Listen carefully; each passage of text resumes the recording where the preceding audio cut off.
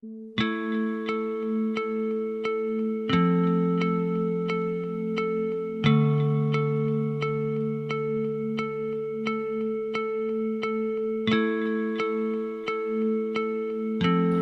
utara Jakarta menjadi tempat warga dari berbagai wilayah mengadu nasib. Menelisik kampung nelayan Cilincing, tampak nelayan dan warga setempat mencari nafkah dengan mencari ikan hingga menjualnya ke tengkulak. Di tempat ini juga tersedia berbagai komoditas tangkapan laut, mulai dari ikan, udang, cumi-cumi, ranjungan, kepiting, serta kerang hijau. Sebagai salah satu penghasil ikan asin terbesar di Jakarta, Cilincing Jakarta Utara punya puluhan pengolahan ikan asin dari skala kecil, menengah, hingga besar. Saat pandemi COVID-19 kemarin melanda, jumlah produksi ikan asin tetap stabil.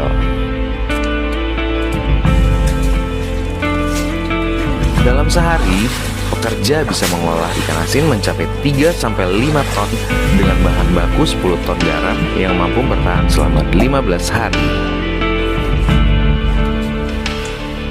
Pada kesempatan kali ini, kita akan mengunjungi pengolahan ikan asin di Cilincing. Saya dengan Ibu Sri Wahyuni, di sini saya sebagai pelaku usaha pengasin ya. Di sini saya membawain ada 4 orang anak buah yang sedang bekerja mengolah ikan. Oke, harapan saya sih untuk pemerintah ya, dalam hal ini kita nih masyarakat pesisir yang terutama pengolah ikan asin, ya pengennya sih pemerintah juga sering kalilah ke sini. Tinjaulah kami, pekerjaan kami. Maksudnya terus kayak juga pengen legalitas tempat ini ya, biar kita juga mengolah juga tenang. Karena selama ini kan kita ditakutkan dengan adanya pembongkaran pesisir gitu kan. Di sini kan kita kan bukan cuma mencari materi untuk pribadi, tapi kan untuk sekitar juga. Tolonglah sumbangsi dari pemerintah, ada perhatian khusus untuk kita gitu kan, dengan adanya pendekatan atau apa gitu, pelatihan atau apa gitu, biar kita di sini juga semakin semangat. Karena kita di sini tuh selain membantu warga kita sini, nelayan juga terbantu dengan adanya pengasin gitu kan, banyak keterikatan pengasin ini dengan sekitar. Dan sampai sekarang akhirnya saya punya 4 karyawan, dan di bagian pemasaran juga ada 1 karyawan, totalnya 5 karyawan. Tapi saya juga punya karyawan lain, ibu-ibu. Jadi ibu-ibu yang khusus membelahin ikan, itu jumlahnya lebih dari 20 orang. Jadi ikan teri yang kita habis kelola, kita keringin, itu kita kasih ke pengrajin pengupas ikan, itu ibu-ibu. Ya alhamdulillah dengan adanya kayak gini kita juga bisa membantu masyarakat sekitar ya, dalam memenuhi kebutuhan mereka. Karena mereka selalu cerita kalau tidak ada belahan atau ikan gini, bingung cari duitnya bagaimana. Sedangkan anak kecil itu tidak mengerti kalau orang tua nggak punya duit gitu kan, taunya jajan ya jajan gitu. Makanya ya alhamdulillah lah, kita tidak mencari keuntungan, tapi bagaimana bisa bertahan hidup untuk semua, membantu semua orang gitu. Setelah adanya pandemi yang terjadi beberapa tahun ke belakang itu sangat berpengaruh baik di penjualan, di nelayan juga, karena kan nelayan juga solar kan jadi naik, sedangkan penjualan menurun. Harga di nelayan kan maunya tinggi, sedangkan kita kan tidak, untuk penjualan tidak bisa untuk harga tinggi. Sering terjadi perselisihan di situ sama nelayan. Tapi ya untungnya kita sama-sama mengerti gimana caranya biar nelayan tetap jalan, kita juga sebagai pengasin dan pemasar itu tetap berjalan gitu. Karena pengaruh dari pandemi itu selain benar-benar mempengaruhi penjualan ya Pak ya, karena orang yang biasanya beli aturan sekintal itu jadi cuman beberapa kilo, dan lama baru muncul lagi. Itu pelanggan-pelanggan saya di sana ya, tadinya eceran rame, sekarang sepi.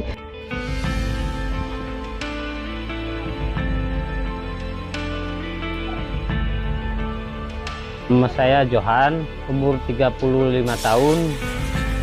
Pekerjaan saya sekarang sebagai ya bisa dibilang supervisor lah di tempat pengelolaan ikan asin ini. Di sini kira-kira udah kurang lebih 15 tahunan lebih.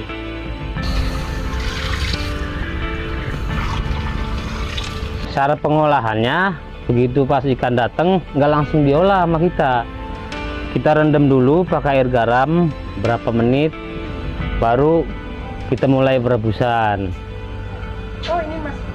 Udah kelar direbus tuh seperti itu, kita tirisin dulu di atas, nunggu dingin. Jadi hasil dan finishingnya lebih bagus, nggak hancur gitu. Kelar di situ baru kita jemur. Kurang lebih kalau lagi tergantung cuaca juga sih. Kalau cuaca lagi pas ya 3-4-5 jam lah kering. Kalau lagi mendung ya bisa nyampe 3-4 hari nggak kering. Iya. Apalagi kalau lagi musim hujan kayak begini nih, bisa nyampe 3-4 hari, bahkan seminggu bisa nyampe nggak kering. Nah ujung-ujungnya ikan yang tadinya cakep begini, kalau nggak kering sampai seminggu dia kena belatung, busuk, dan akhirnya apa, bos bisa ngalamin kerugian. Masuknya kan bukan masuk kriteria dari pembeli gitu, masuknya kenanya ke bahan untuk buat pembuatan pur. Nah kalau yang udah bagus kita packing, sekitar jemur 3-4-5 jam kita packing. Ada pengepulnya juga ada di pasar Kalibaru, dari berbagai daerah, dari Cirebon ada, Majalengka, belanjanya ke situ semua.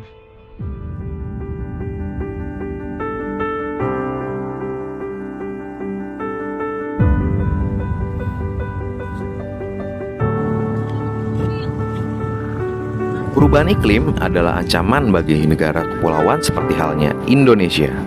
Masyarakat yang tinggal di wilayah pesisir dan pulau-pulau kecil adalah yang paling rentan menerima dampak, karena sewaktu-waktu siap dilumat air akibat kenaikan paras dari permukaan air laut.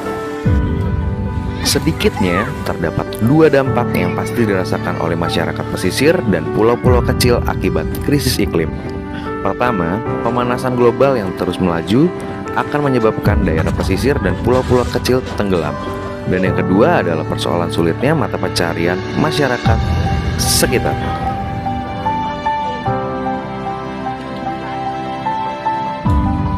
Oleh karena itu, untuk mengatasi persoalan yang ditimbulkan oleh perubahan iklim tersebut, tidak ada cara lain selain mempersiapkan diri dari sekarang. Krisis iklim sebenarnya dapat dibendung bila kita memiliki kesadaran lingkungan yang baik.